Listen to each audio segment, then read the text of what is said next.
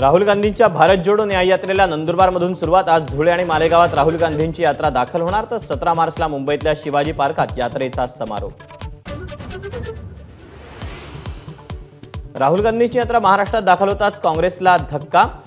काँग्रेस नेते पद्माकर वळवी आज भाजपात प्रवेश करणार। राज्य मंत्रिमंडळाची आज आठवड्यात दुसऱ्यांदा बैठक। आचारसंहिता डोळ्यासमोर ठेवून मोठे निर्णय होण्याची शक्यता।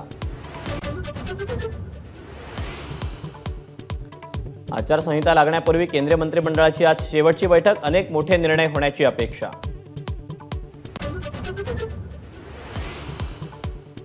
शरद पवार आज नाशिक जिल्ह्याच्या दौऱ्यावर। निफाडमध्ये दुपारी 4 वाजता शरद पवारांची सभा।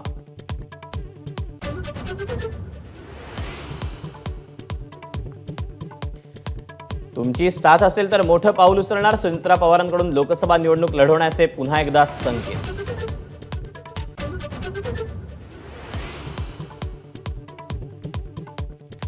लोकसभा लढवण्याची मुनगंटीवारांना भीती। स्वतःचं वजन वापरा आणि मला भीतीतून मुक्त करा। सुधीर मुनगंटीवारांची मुख्यमंत्र्यांकडे विनंती।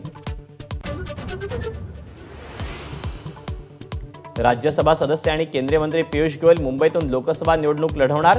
लवकरच केंद्रीय निवडणूक समिती घोषणा करणार।